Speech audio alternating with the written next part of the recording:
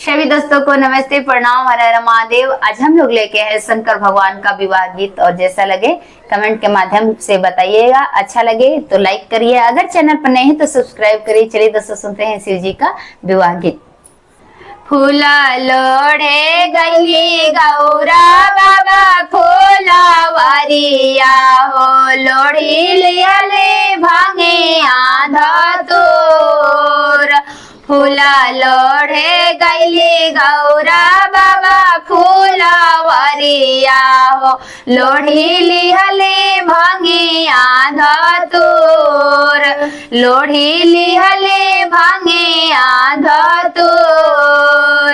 बासा चढ़ल अइले श्रम महादेव, सब फूल दिहले चिताराय।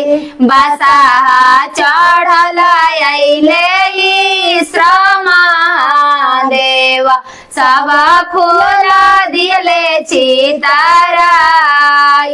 सब फूल दिहले चिताराय। रोआत बिलखत गौरा घरे चली आइली हो, अम्मा गोदी रोदाना पासार।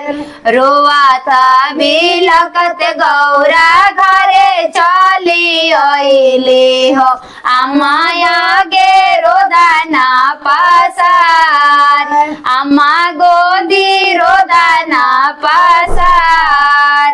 के तोहरा मारल गौरा के गरिया वाला, काहे तोहर मानवा उदास। के तोहरा मारल गौरा के गरिया वाला, काहे तोहर मानवा उदास। काहे तोहर मानवा उदास। कैसे के कहिया माँ कैसे के बताई हो, हमसे कहला नहीं जाई। कैसे के कहिया माँ कैसे के बताई हो, हमसे कहला नहीं जाई हो। फूलावा लोढ़ना गईनी बाबा फूलवरिया हो, गईले एक तपसी भेटाई। गईले एक तपसी भेटाई। बड़े बड़े जटावा में गंगा जी के धारावा है, गलावा में सरप के हार। बड़े बड़े जटावा में गंगा जी के धारावा है, गलावा में सरप के हार। गलावा में सरप के हार। भाषा में भावुती आगे आगे लिपटाइल, गोड़ावा में फाटेला बेवाई। भाषा में भावुती आगे अंगली पटाइल, गोड़ावा में फाटल बेवाई हो। गोड़ावा में फाटल बेवाई हो। उहे जे जोगिया हम फूला छितरवले हो, बहिया मोर दिहले मड़ोर हो।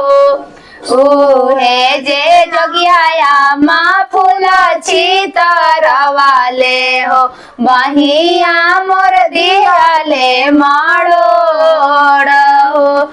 बहिया हमारे दिहले मड़ोर हो। जरी गईल गौरा तो हर बुद्धि आया ज्ञानवा हो, अकिल गईल तुहरे राई हो। जरी गईले गौरा तो हर बुद्धि आ ज्ञानवा हो, अकिल गईल तुहरे राई हो। अकिल गईल तुहरे राई उहे तारहले तीनों लोक के मालिकावा हो हमारो जे लागे ले जामाई हो उहे तरले तीनों लोक के मालिकावा हो हमारो जे लगले जामाई हो हमारो जे लगले जामाई हो हमारो जे लगले जामाई हो।